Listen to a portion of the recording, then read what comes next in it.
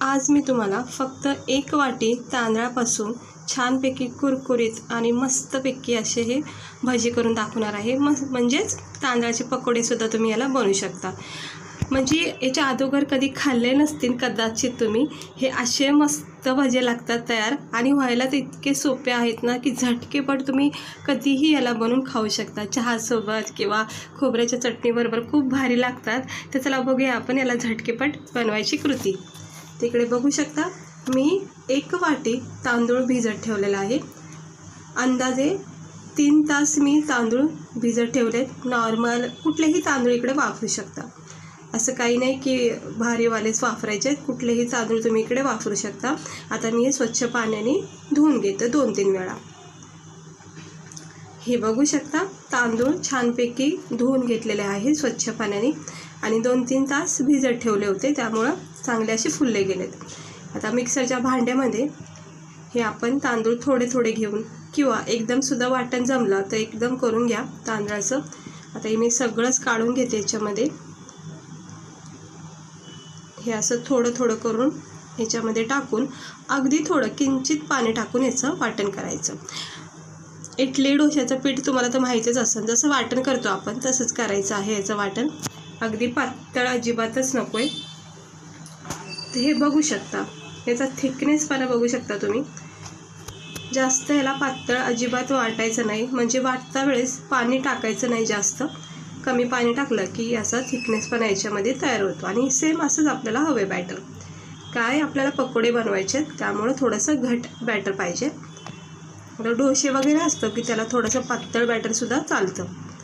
आता इकडे मी 1 मोठा बटाटा शिजून घेतलेला आहे, जास्त गाळ नाही करायचं। हे बटाट्याचे तुकडे करून वाटण करून घ्या, कारण की एकदम बटाटा टाकलं कट करून तर ते जास्त लवकर असं वाटलं जात नाही। आता मी हे बटाटा छानपैकी वाटण करून घेतले, बघू शकता मस्त झालंय। 1-2 तुकडे राहिलेत पण ते नंतर मिक्स होऊन जातील। हे बघा आता याच्यामध्ये याला मिक्स करून टाकायचं।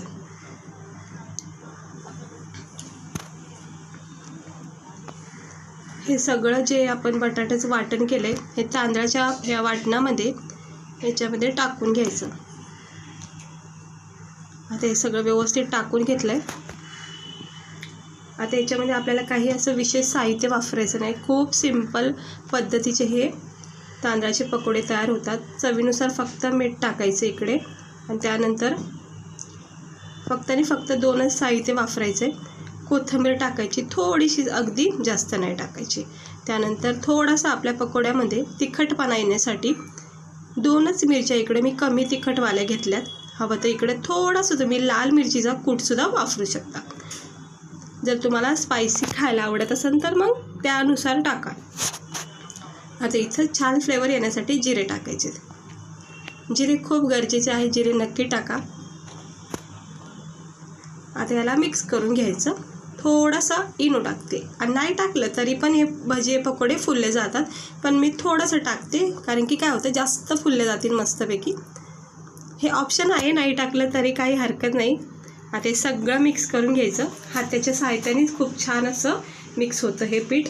याच्यामध्ये आपण बटाटे टाकले ते सुद्धा मी आता मॅश करून घेते हाताच्या सहाय्याने। आणि बटाटे नरम सॉफ्ट असल्यामुळं लगेच मॅश झालेत, बघू शकता मस्त हे पीठ तयार होतं। मध्ये मध्ये जरा कोथिंबीरची काडी लागते हाताला, ते काढून टाकली आहे मी। आणि असं पीठ छानपैकी मिक्स करून घ्यायचं, जसं आपण मेंदूवडा वगैरे बनवतो किंवा दहीवड्याचं पीठ असतं बॅटर आपण मिक्स करतो ना, तसं करायचं याला 1 मिनटं आणि छान फुललं जातं। गरम तेल तापत ठेवायचं, जास्त पण अगदी धूर येईपर्यंत तेल तापवायचं नाही। थोडंसं नॉर्मल टेम्परेचर झाला की लगेच आपण ह्याच्यामध्ये हे असं चमच्याच्या साहाय्याने, मी तुम्हाला मस्त ट्रिक दाखवते, चमच्याच्या साहाय्याने याला छोटे छोटेसे मस्त असे पकोड्याचे तयार करायचे। याच्यामध्ये गरम तेलामध्ये कसं फुललं जाते तुम्ही बघू शकता। जसं जसं तेलाची याला वाफ लागते, म्हणजे उब लागते ना, तसं तसं याच्यामधला बॅटर जो आहे ना तो फुलला जातो आणि सुटसुटीत असे हे पकोडे आपले फ्राय होतात।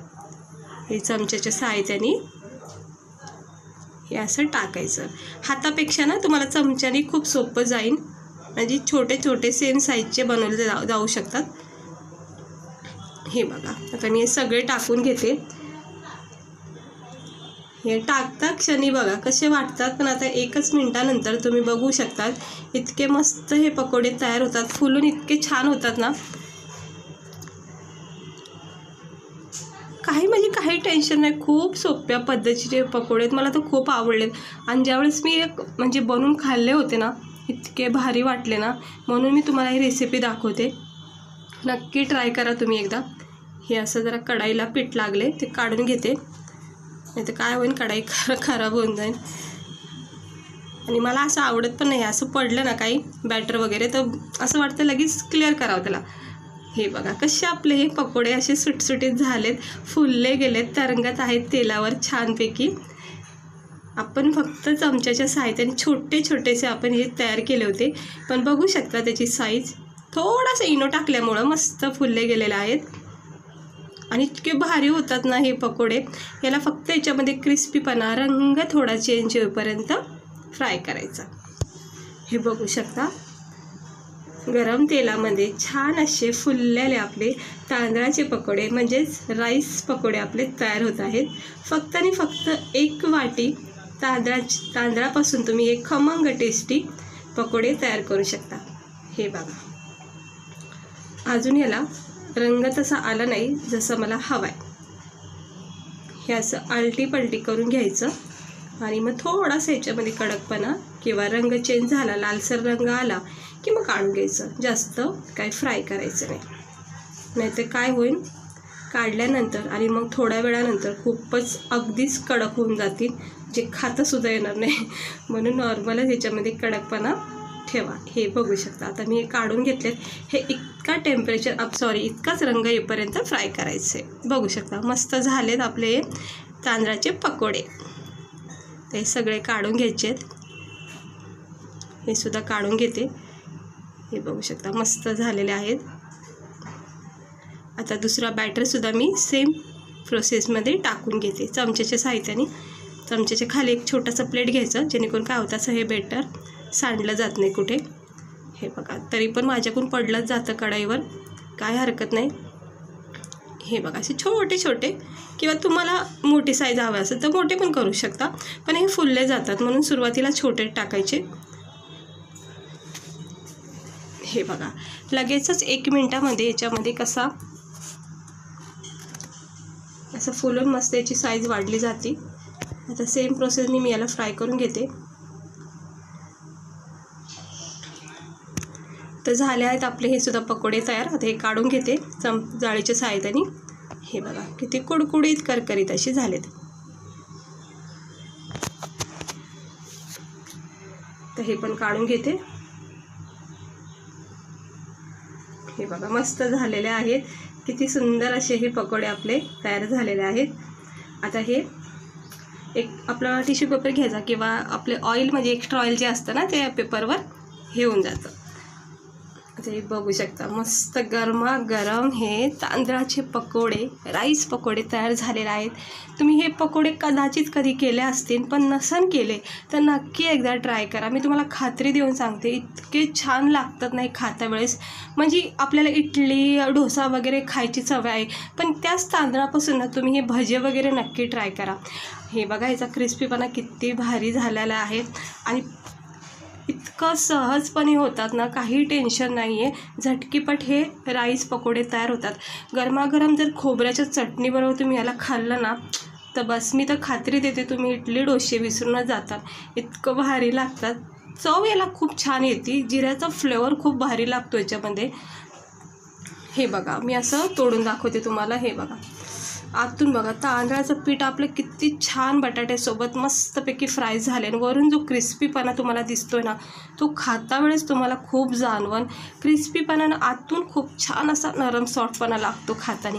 आणि खोबऱ्याची चटणी जर असेल ना तर मला तो आवडलं, पण तुम्ही पण नक्की ट्राय करा केचपसोबत, किंवा असं घेऊन तुम्ही खाऊ शकता.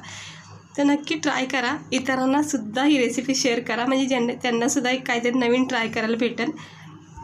आणि जर कोणी फ्रेंड्स वगैरे आले तर हे जरा वेगळं काही ट्राय करून जर दिलं ना तर नक्की तुमची तारीफ होईल. तर आवडलं असेल ते एकदा नक्की ट्राय करून बघा.